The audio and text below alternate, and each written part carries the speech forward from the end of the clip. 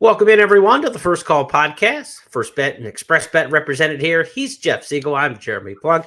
No political debates. We're going to get right into the handicapping here this weekend. We've got 8 stakes races for you on Saturday. Huge day at Churchill Downs. It's closing weekend in Louisville for their spring meet this year before things shift to Ellis Park. So Saturday's the big Stephen Foster Day card, mandatory payouts on Sunday at Churchill Downs. Big day at Woodbine on Saturday. A lot of preps towards the King's Plate, the big race for the 3-year-olds up there. The Marine Stakes featured this Saturday. Also the Highlander, which will be our Express Bet race of the week. We'll mention that a little bit later.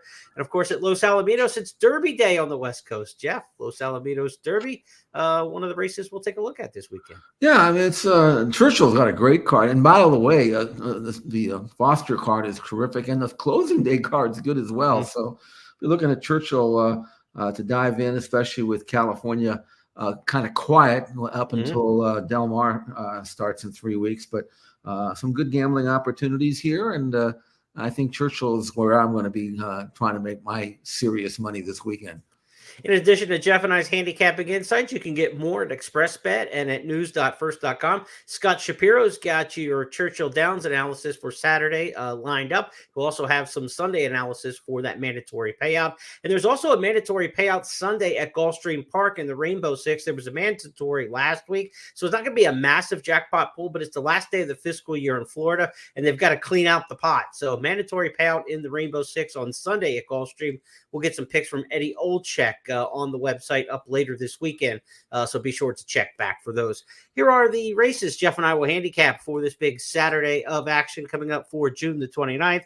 For those of you watching on Twitter, X, or on YouTube, be sure to hit the like and share this out to other folks around the world watching here on the First Call podcast. For those of you listening on our traditional audio channels, here's a rundown of the races. We'll start off with the Manila Stakes at Belmont at the Big A. Aqueduct hosting that one on the grass. Looks like good conditions for racing this Saturday in New York. Also good conditions for racing in Louisville, Kentucky at Churchill Downs, where their 6 stakes races that we'll look at include the Wise Dan, the Flor to Lead, the American Derby on turf, the Kelly's Landing, the Stephen Foster, and the Tepin back on the grass. Should be fast and firm at Churchill Downs. And at Los Alamitos, we will wrap things up with the Los Al Derby. I want to remind you the 2 big tracks this weekend, Churchill and Woodbine. If you bet $100 on both of those tracks on Saturday's card, you get $25 back, so that's more than a 10% rebate. Bet the $200, $100 on each track, Woodbine and Churchill. Any way you play the $100, make sure you opt into the promo, and you'll get $25 put back into your account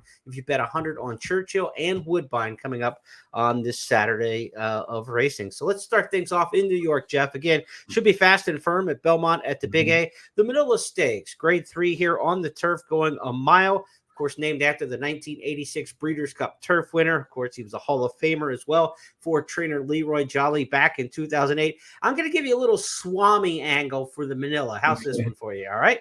1986 champion turf horse, Breeders' Cup Turf winner.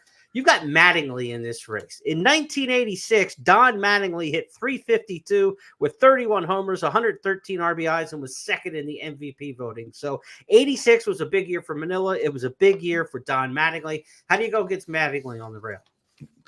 He's got a good chance. In fact, top to bottom a chance. When I was handicapping this race, I begin by throwing out the horses that I know I'm never going to play. Doesn't mean they can't win, but deterministic. I don't know how much handwriting you need on the wall to come to the conclusion that maybe he might be better around one turn. And this one turn, it's kind of like, well, it used to be, because at Belmont, it used to be kind of a 1.5 turn mile. This is a 2-turn mile at Aqueduct. And until deterministic shows me that he can act around 2 turns, I don't want any part of him. I don't care. Grass. He doesn't really have a grass pedigree. I think it's just one of these situations where you might as well find out now, if nothing else. But I'm going to leave him alone. I ended up going to Move to Gold. It looks like a fairly genuine type of horse. He's only had 4 starts. He's got room to improve. Numbers are okay, not great, but he did win on this course, second time of his career, won the Awad Stakes last October. And he came from way out of it. He can really turn it on late. His overall numbers are okay, nothing great, but I know what I'm going to get from him.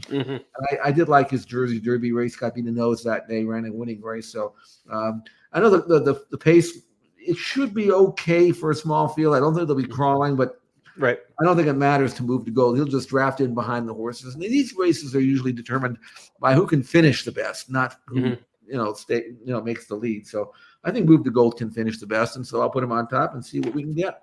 He's coming off a big rally where he came up just a nose short in the Jersey Derby. Let's go back and take a look at that one with Matt Dinnerman on the call. And Move to Gold's getting into the race. Move to Gold, let loose behind horses now, gets outside, and he's ready to roll up the top of the lane. Fidel Light Cayute being swarmed on both sides. Outside, Twirling Point's trying to get there. Move to Gold, moving quickly, grandstand side. It's Twirling Point. Fidel Light Cayute has run a massive race. He's got the ears pinned back. He's determined. Here's Move to Gold. 3-horse photo, very tight. I think Twirling Point between horses got it. And Matt was right on that. It was Twirling Point by a nose, but Move to Gold. Good effort in that spot. Manny Franco picks up the mount now for a return engagement. He was the rider in the Awad Stakes last time. This one was in New York for Chad Brown. So a rider who's won aboard in the past. I kind of like to see that, Jeff, when they come back and team up again. Joking aside on Mattingly, he could be real speed in here and be pretty effective and take him a long way. He's run 5.5 and 6 in his last couple. He showed some speed last year at 2, going a mile on the 16th. I don't know if he can last a 2-turn mile, but he's going to be inside speed in here and take him as far as he can under Trevor McCarthy. But I think you've got the right one in Move to Gold, race number 7 on Saturday at Belmont Park. Let's shift our gears now to Churchill Downs on Saturday's program. Again, a 6-pack of major stakes races here. Biggest day of the season at Churchill Downs when you get past Oaks and Derby. It's closing weekend.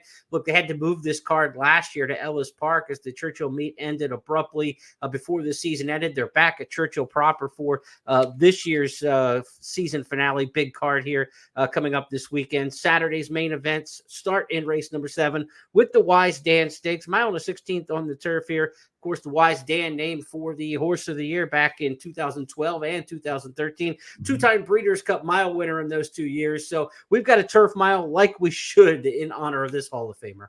Good race. Again, for 3-year-olds, mile on the 16th. Ottoman Fleet is a very nice Godolphin gelding.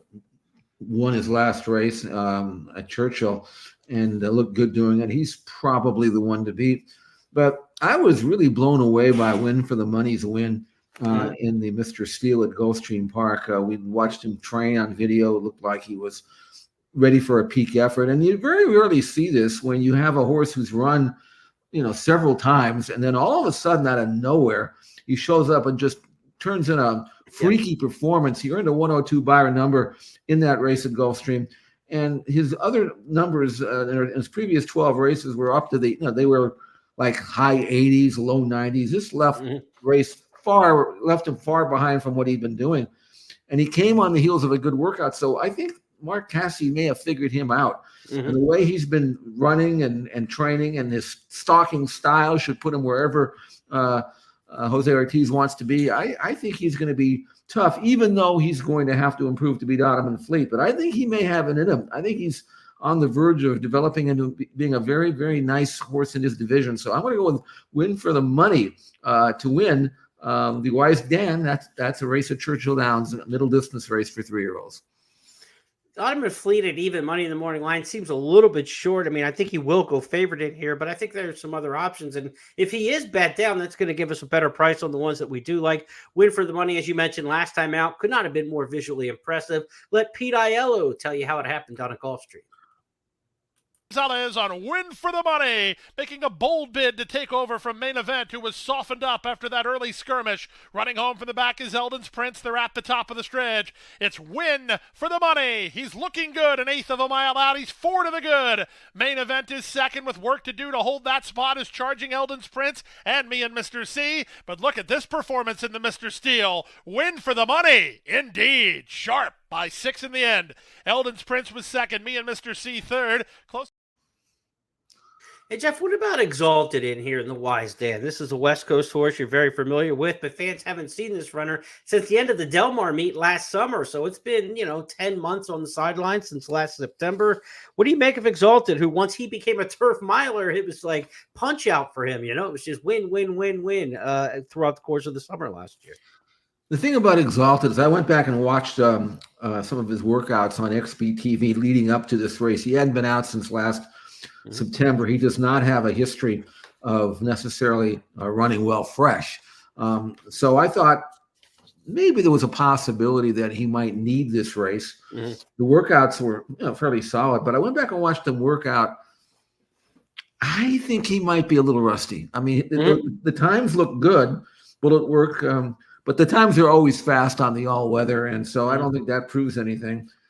I would like to see a race underneath him, especially if I'm expecting him to run the best race that he's capable of running, because he's going to have to do that if he's going to win for the money. If win for the money runs back to the race we just saw.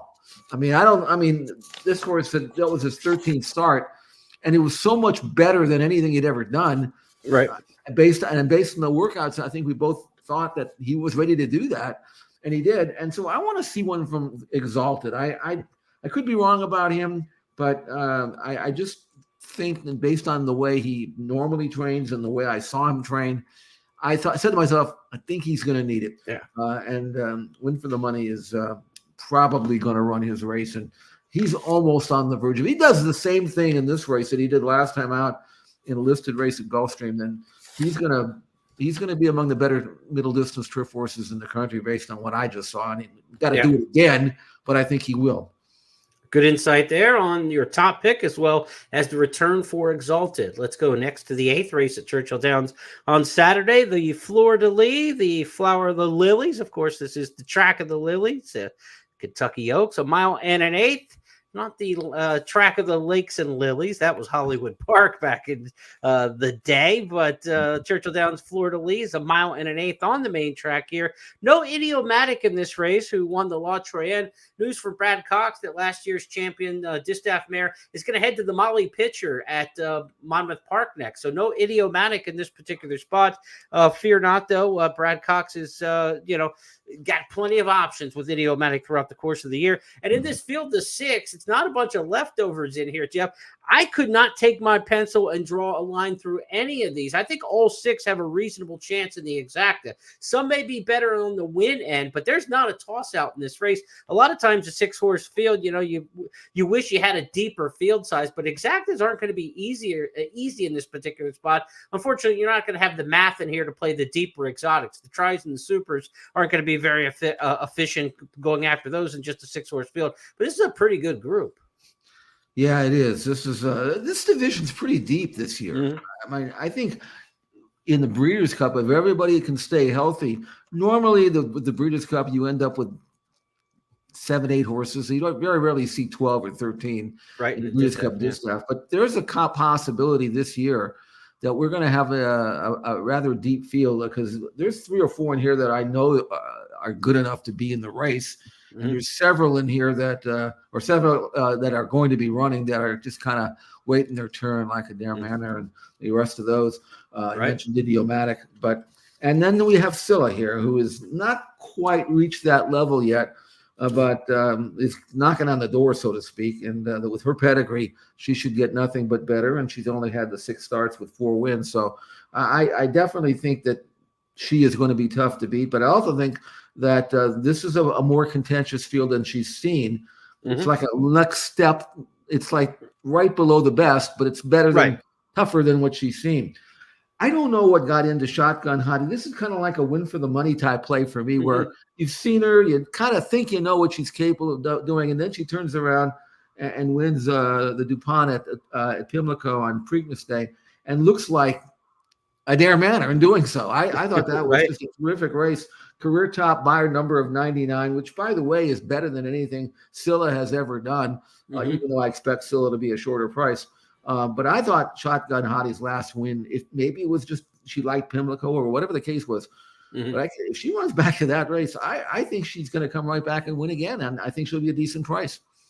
It was a weekend where Cherie DeVoe could do no wrong over the course of the stakes leading up on Preakness weekend. Shotgun Hottie was one of, I think, 4 graded stakes winners that she took up to Baltimore. Let's go back for Dave Rodman's call of the Allaire DuPont Distaff back on May 17th at Pimlico. Musical Mischief will go on with Shotgun Hottie. Lacey Be Good under pressure back in third position. Julia Shining is fourth. Intrepid Dream is fifth. And Queen of Missoula and Western Lane, a quarter to go at Pimlico. They're into the stretch. Shotgun Hottie, Musical Mischief, they're right together. Just about a furlong left to go. Paco Lopez and Shotgun Hottie, they begin to get away. Opening up 2 lengths on Musical Mischief, and it's far back to Julia Shining in third. Here's Shotgun Hottie. She's coming home strong. Shotgun Hottie and the Hilaire de Pontistaff to win by about 5 or so. So you've got her coming off the big win. You got Scylla coming off a win. They're in the matchup. Scylla's mare, we got to mention it. She's by Tap It Out of Closed Hatches. Of course, she was the star multiple grade 1 winner for Belmont. What a mare she's turned out to be, of course, with the Ohio Derby winner just coming on the heels last week of Batten Downs. You had not Tap It Trice, but who was the one a couple of years ago? I'm losing my mind. The really good Closed Hatches horse who I'm having one of those debate moments. We were saying we were not going to have a debate moment here, but I wouldn't say which one, but yeah. So, I mean, still Closed Hatches. I mean, it's been just a tremendous family going down through the line there. So I keep wanting to say Tap It Trice, and I know darn well it's not Tap It Trice. So people listening to the podcast here, put it down in the comments. Set me straight in here. Who's the obvious horse that I'm missing? Everybody made fun of the horse for running second or third all the time. See, I'm showing my age here now.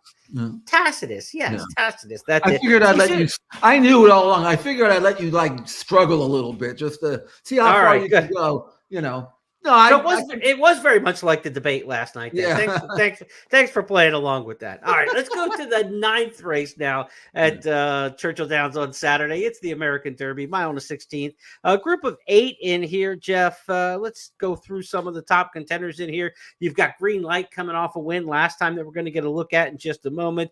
Agate Road's a horse who just from 2 to 3 doesn't seem like he's made a big move forward, but he's 7-2 in the morning line. I think Depiction's got a shot playing in here. First World War's a horse I saw in the Penn Mile win with Frankie Dettori last time out at Penn National, coming back trying to win stakes back-to-back for Brendan Walsh. Another good-looking group in here. And then you've got Cherie DeVoe again with another up-and-comer in Brilliant Birdie off of 2 straight wins. How do you see the American Derby? A race used to be run at Arlington Park, now a Churchill Downs fixture this time of year. Who do you like in the American Derby? It's no big deal. I mean, the old school handicapper, like when I first, started learning how to handicap, would never take a maiden winner and right back in a graded stakes. This is not a graded stakes, but as you mentioned, it used to be. But last week we saw the Ohio Derby winner come back out of a maiden win and just kind of blow away his field. We all liked him. I mean, Batten Down, and I see a lot of that in Green Light here, Jeremy, where it took a while to break his maiden. Not that long, just 3 races. But he wins a race on the grass. It's just a maiden race. But he does so in such a manner that it's nothing for this colt to step right into listed stakes company and win again. I mean, you think, oh, well, he might, it's a big drop in, raise in class. No, it really isn't, And especially the way the race shapes up where, you look at this race, Jeremy, and who is going to take the racetrack from Green Light? Nobody. He's got the rail. He just won very impressively over this same course and distance. He earned a 92 Beyer number. His previous number was 82. Previous to that, it was 67. So in 3 races, he's just improved so much. Right. And visually, it will show the race. He was so impressive in doing so. I don't know what Green Light's going to be, but I'd be hard pressed to think that he won't be a very solid favorite based not only on his numbers, the improvement factor, and the race shape. I think Green Light's going to come back and do it again. Yeah, something you give the best horse in the race a pace advantage. They don't give it back too often. If he is the best horse off this last win, then look out. Here's Green Light last time out. Travis Stone with the call. Green Light has taken charge and suddenly put 3 lengths on the field. They're off the turn. Green Light in front by 4 now. Cloudy Holiday clear sailing, but it's now 5 lengths behind in second. Sugar Hook is racing third. Cabernado toward the inside 4th. No doubt about first. It's Green Light, who wins by 10 on the wire. Margins like that get bet back, so you can expect the public to be on Green Light in this one. I thought Depiction was interesting. There's not enough race setup in this race to probably win it. But this horse got no help last time. 48, 112 for the half and 3/4, and still rallied to win over this course. It was the first time with Lasix, now without the Lasix. So we're not going to, I don't know what we're going to get from Depiction, but I like the jockey fit in here. Going to Joel Rosario, a good closing rider, should be a good fit. I think Depiction has a chance to make a little bit of noise late in this particular spot, but it's probably green light in First World War to be a pretty chalky exactly. If you can split them up, maybe Depiction would be the one to get between them. Let's move to the 10th on Saturday. It's the Kelly's Landing Stakes, Churchill Downs, 6.5 furlongs. Kelly's Landing, if you don't know about him, he was an Eddie Connealy trainee, won $1.8 million sprinting, and he was awfully fast, Jeff. Back in 2005, he won the Aristides at Churchill in 107.59, setting the track record. That stood for a couple years, but the track record's now 107.55. They shaved 4 100ths off his track record, but one of the better local horse-for-course sprinters, Kelly's Landing, he's got a race in his honor here, going 6.5 furlongs. And horse for course at Churchill, you got to talk about Bango, the 21-time winner. Nobody's won more horses in the or more races in the storied history of Churchill Downs over that racetrack than Bango. But he just doesn't seem like he's the same horse this year. And you can say that about a couple of them. I don't think Tejano Twist has been as good as he has been in some past spots. Where are we at with Hoist the Gold now at age 5, who's been running against Stuffer? Is this a spot where you want to try to just find somebody else in this particular spot? Where are you leaning? That's exactly what I tried to do. I see, like, for example, Bango. He was so far below his form last time out over this racetrack. He'd won 11 races prior to that race at restricted stakes at Churchill. It was his first start since the Breeders' Cup, but he was a flat fourth, beat 7 lengths at 2-5, and he was supposed to win that race, not finish a well-beaten fourth without any excuse that I could find. I don't know whether at age 7 Bango is what he used to be. I don't think that Tejano Twist is, or maybe he just doesn't like Churchill as much as he likes Oaklawn. But right. Bottom line is he's run 12 times, just 2 wins and no seconds, so he doesn't handle the track all that well. Hoist the Gold, he was in Saudi Arabia. He came back. He's kind of lacked his usual punch. I think that trip might have wiped him out a little bit. I want to see more from him. Then an Anarchist. I like Anarchist, but I haven't seen him since last summer. Right. His works are very average. Again, a horse that doesn't have a great history of running well fresh. And the rail. So I ended up really with the Now horse. The lightly raced Close the Game Sugar. All he did was go out and beat Skelly. I'm sorry, but if you can beat Skelly, you can beat this field, as far as I'm concerned. Yeah. And he did it with a career top 99 bar number. Sometimes you see a horse win a race and beat another horse, and the number comes up average, and basically you have to conclude that he didn't win, the other horses just lost, But this time he rose the bar, raised the bar for himself in what was just his 7th career start. Goes out and beats Skelly.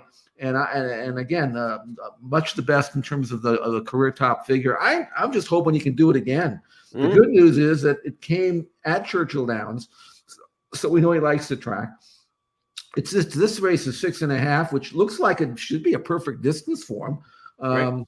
And I just think if he can keep building on what was a very impressive win last time out, he can score right back. So I'm going to go Close the Game Sugar to win the Kelly's Landing in the 10th race at Churchill on Saturday. Just a $10,000 buy by Gervin, I should say, and he's earned $372,000 with multiple stakes wins. Everybody would like to have a Close the Game Sugar in your barn, given those financials. Let's go back and take a look at that last win last time out in the Aristides with Travis Stone. 5th, Pain is 6th. They're off the turn. Skelly heads for home in front by 2. Close the Game Sugars now 2nd and closing in. Hear My Song gives way. Tejano Twist and Pain for long to go. Skelly has to dig in. Here comes Close the Game Sugar trying to catch Skelly in the final 16th.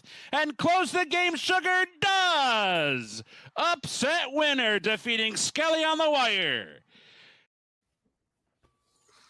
All right, so let's go to the main event on Saturday at Churchill Downs. It's the 11th on the card, the Grade 1 Stephen Foster, $1 million. Important race now. As we get past the Triple Crown, everybody starts the road to the Breeders' Cup in our minds. And this road, the Breeders' Cup in the Classic division, starts at Churchill Downs with the Foster at 1 1/8. A good-looking field in here. We've got some accomplished runners. First Mission hasn't done very much wrong in his career, Jeff. He's the morning line favorite for Mike Battaglia at 6-5. Of course, Brad Cox trains First Mission, coming off a win on Derby weekend in the Ali Sheba Stakes. This is a horse who's won 5 of 8. The 2 seconds are by 3/4 of a length combined. He just didn't show up in the Pegasus World Cup. Every other race, he's been right there, but he's a horse who hasn't, been able to run out a long string of races before he's been sidelined in his career. So he's coming 4th race back in his form cycle now. Will we follow up on the Ali Sheba, or are we looking for a step back from First Mission? I don't see it. I obviously First Mission is the horse to beat, although you could make a case for Skippy Longstocking. First Mission's earned triple-digit buyers in 3 out of his last 4 starts. And the last 2 were just very impressive. He was bet like he couldn't lose. He didn't. He's a lightly raced Street Sense colt, 5 out of 8 first, actually 7 out of 8 first or second. With improvement, good tactical speed. He's relatively young and lightly raced. I can't make him anything other than strictly the one to beat. But I'm going to try to beat him, and this is strictly for price. Okay. If someone asked me, do I really think the horse I'm going to pick is going to beat First Mission or even Skippy Longstocking, I would say probably not. But at 12-1 in the morning line, Pyrenees is a colt that is really starting to get good. And he's won his last 4 in a row. I like the fact that his buyer numbers have gone from 80 to 88 to 90 to 93. So colt by Into Mischief, he's not done improving. Now, this is clearly the toughest test of his career, but he comes off a grade 3 win at Pimlico Special, and beat a nice horse that day, King's Barnes. And if someone told me that King's Barnes was going to get the kind of trip that he got in that race and get beat, I would have said no chance. But so not only was the number strong, but Pyrenees beat a very good colt and had to wear him down, a colt that had a perfect trip. Again, he's going to have to step forward again, but he gets the rail. He's going to get a good stalking trip. He can be on the lead if they want him to be. It doesn't have to be. He can sit second or third. I think he's gonna run the race of his race. Is it good enough based on the numbers? Not yet. He's gonna have to improve more, but he's not yet taken a backward move. So at 12-1, I think Pyrenees has got a chance to pull off a surprise. For me, he's worth a gamble. Be very interesting to see all these successful Pimlico Preakness weekend horses for Cherie DeVoe are all coming back on the same time frame, and you're going to get to see 2 or 3 of them before we get to the Stephen Foster. If several of them kind of run back and don't run as well as they did last time, maybe you get a little tight when you're thinking about this one. No. But if they're all coming back and holding their form or improving off of that effort, you get more confident with Pyrenees. So this is a horse you want to keep your eye on. The undercard horses, we've talked about a few of them coming back for Cherie DeVoe that have already we've already talked about, but they come off the exact same time frame of that big Preakness weekend, and now to the Stephen Foster. In fact, let's go back and watch that Pimlico Special. Dave Rodman on the call. You'll get to see Pyrenees wearing down his return rival, King's Barnes. King's Barnes for Todd Pletcher is back in this race too in the Stephen Foster. A race toward the top of the stretch with a quarter to go at Pimlico. It's Harlow Cap, a tenacious customer out of the inside. King's Barnes on the outside is asked the question. King's Barnes on the outside, down to the inside. Harlow Cap, they're head to head for the lead. Pyrenees is trying to close the gap toward the center of the track, but it's King's Barnes who's digging down. Harlow Cap down to the inside, still there, and Pyrenees on the outside. Pyrenees coming at King's Barnes. King's Barnes, here's Pyrenees. Pyrenees surging at King's Barnes. A thriller in the Pimlico Special, and Pyrenees and Brian Hernandez Jr. get up to win. Another horse I want to give a look to in this Stephen Foster, Jeff, is Disarm. This is the horse who last year was one of the better 3-year-olds. He didn't get any of the major trophies, but he was there in all the big races right around it. 2nd in the Travers, 4th in the Kentucky Derby, runner-up in the Louisiana Derby. He's been aimed to have a really big 4-year-old year. I know the Winchell folks and Asmussen have really been looking forward to seeing this horse as a Breeders' Cup Classic contender this year at 4. He's only had the one start, so he's going to have a real second half of the kind of campaign. His return race wasn't that great, but this is second off the layoff. And if you go back in his form cycle, there are 2 of those. His second start of his career, he won easily at Saratoga, breaking his maiden. And in his second start as his 3-year-old year was the runner-up, good effort in the Louisiana Derby the first time he stepped up into stakes company. He's run well second off the layoff in the past. I would expect him to run a pretty good race. This is a tough field. Somebody good's going to run 4th in this particular spot, but I think this arm's got a shot to make a little bit of noise. Certainly does. He's got 4 consecutive triple-digit Bayern numbers before they put him away. Nothing wrong with his second place finish in the Travers behind Arcangelo.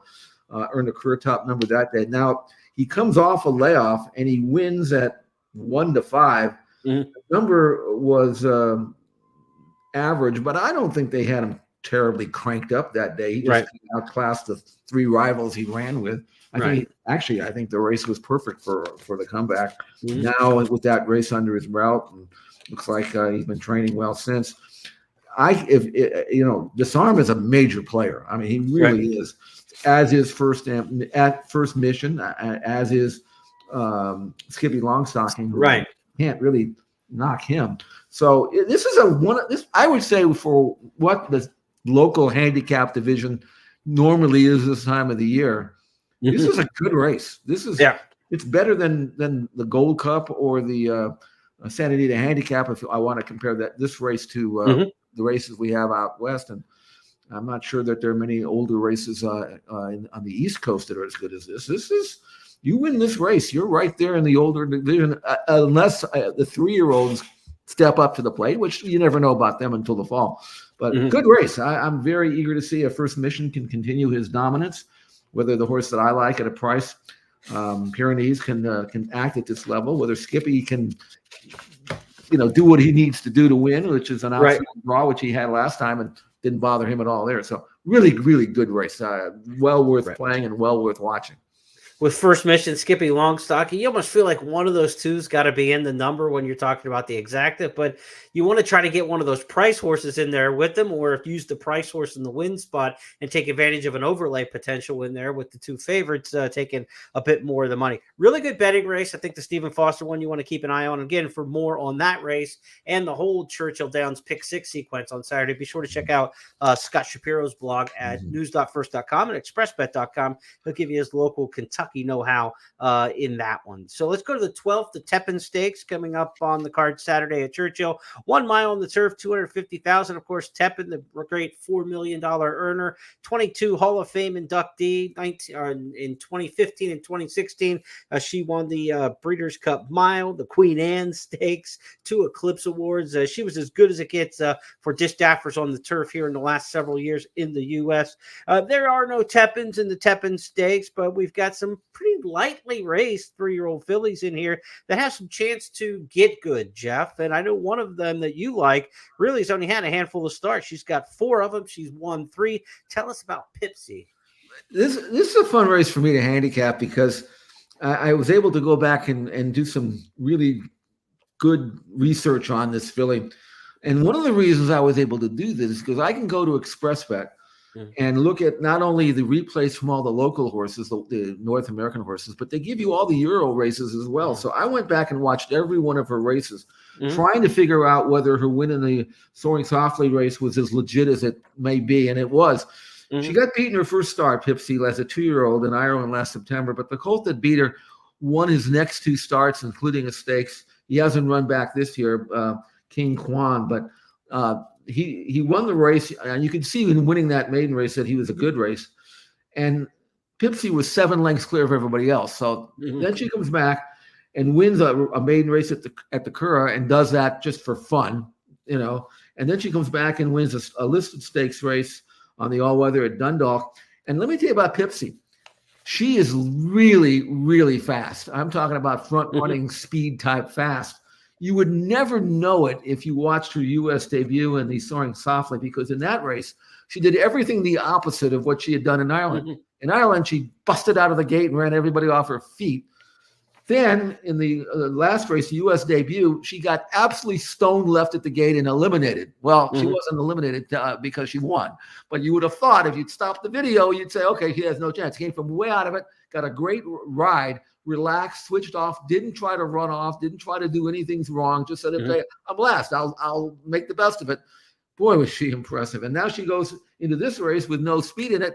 I wouldn't be surprised to see her on the lead, but I would be very surprised if they get her beat.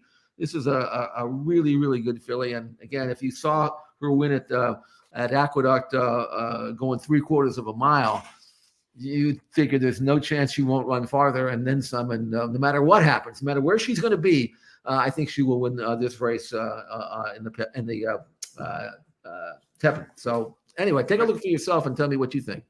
Well, let's go ahead. Back to the replays. The Soaring Softly stage from Belmont at Aqueduct last month. And they're off. They're going straight up in the air was Pipsy at the start is 4 lengths the trailer. Speed towards the back end there. Far back as Artemis Sound is there with the trailer. Pipsy, 22.42 for the opening quarter mile. 2 long shots up top. Tiger Bell to the inside, to the outside Independence Avenue. Here comes the run from Caress 3 wide. Kaitiyu is in the orange cap looking for a way through amidst waves. Nowhere to go right now. They've got run, but nowhere to go. The leader is Tiger Bell. Tiger Bell, Independence Avenue now ready to pounce amidst waves. Kaitiyu is trying to get out of there. Kodiak Wintergreen is holding that spot. Pipsy, green cap, grandstand side off slowly, but Pipsy is rolling. Here comes Pipsy. Now in the clear is Kaitiyu. Down towards the inside amidst waves. Can Pipsy get up in time? Kaitiyu is now bursting in between rivals. It's Pipsy. Pipsy will win. Pipsy wins the Soaring Softly. Kaitiyu up for second. Amidst waves is in a photo with Independence Avenue in 1 minute 9.41 seconds. What a patient ride from Flavian Pratt. When you blow the start like that, let's just save some ground, slingshot off the turn, don't lose any ground trying to go on around horses, and then angle out and see what you've got in the stretch. He's back to ride for Will Walden again, and what a U.S. debut from Pipsy in that race in the Soaring Softly. This race, maybe the speed, if it's not Pipsy, if she doesn't break again, poolside with Slim can show speed in here. Tyler Gaffleone's going to take them out. Frankie Dettori won the Penn Oaks aboard this filly last time out, but Dettori jumps to ride the 11 just better. Justified filly, who was second in the Hilltop Stakes on Preakness weekend last time out. Again, if there's not a lot of pace in here, if Pipsy breaks, she's probably the speed. If she doesn't, maybe it's poolside with Slim or just better. So I would look at 8, 5, and 11 to me are the keys to this race, Jeff. And to me, that's the way to go with it. I think Pipsy's the winner in here like you do. 5 and 11 underneath, probably the horses for me to watch in the exactas. You mentioned Pratt's ride, and of course the horse has to cooperate because sometimes, you get left and then they rush up.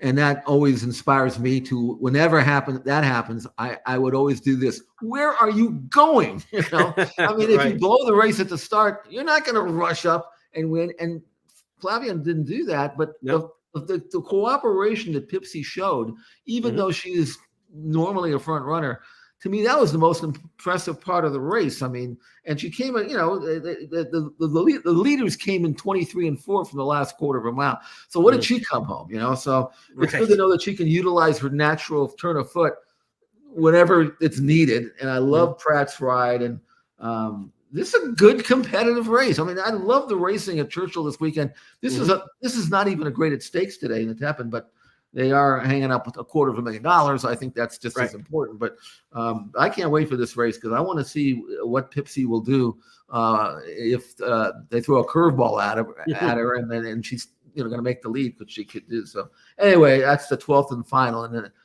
the end of just a terrific card at Churchill Downs. No doubt about it. And again, if you bet $100 on that card and $100 on the card at Woodbine on Saturday with First Bet and Express Bet, you'll get $25 back. So basically bet 200, get 25, more than a 10% rebate there, playing Woodbine and Churchill Downs on Saturday. Be sure to opt into the promos on the First Bet app or on the desktop at expressbet.com when you play in order to take advantage of that $25 back special. Now, let's go to Los Alamitos on Saturday. It's the Los Alamitos Derby, and maybe just rename this one for Bob Baffert. He's won it 7 years in a row. 13 times overall. It's the former Swap Stakes at Hollywood Park, and Baffert's back again with one of the major players. In fact, two of the major players in just a 5-horse field. He's got Winstock in here, who won the Los Al Futurity in December, but just hasn't been the same at age 3. And then he's got this one in here, Cornell, Jeff, the 3-year-old who was working with the older horse, Arabian Night and Company recently. We're watching video from XBTV with Cornell to the inside. Tell us about this colt for SF Racing and Company and his chances on Saturday. Never thought he was all that great, quite frankly. He was 9th and didn't get much play in his debut at Del Mar last year, last November as a 2-year-old. And then he was 3rd, beaten 10 lengths in a maiden race. He's better now than he was then. You can see him on the inside. That's no less a horse than Arabian Night, who's actually being ridden on the outside to stay up with Cornell. Cornell under mild coaxing. Arabian Night's having to be asked a bit. He hit the wire, and Cornell is still in front. Again, mild urging, 59-2, gallops out nicely. Cornell coming off a race in which he was well beaten 3rd behind Parenting, who is probably as good a 3-year-old as Baffert has right now. So that was okay. And I think from the 2-hole, he's going to be right behind the leaders. The pace situation doesn't look that taxing. I mean, Tapolo is going to go, and if nobody goes with him, I think Cornell has a chance to sit right behind him, or if Winstock goes, then maybe he'll sit 3rd. But based on that workout and the improving pattern, I think Cornell's got a chance to win this race, and I don't think he's going to be terribly short, that very sharp workout notwithstanding. So I will go with Cornell, who was ridden by Maldonado. And by the way, Baffert once told me that, he doesn't use Maldonado that often, but he says, I will if I have a speed horse who needs to be sent. I think he's telling me that he's going to be sent Cornell, and maybe sit 2nd or 3rd. I mean, there's only 5 in here, but I mean, to me, put him in the race is what I'm trying to say.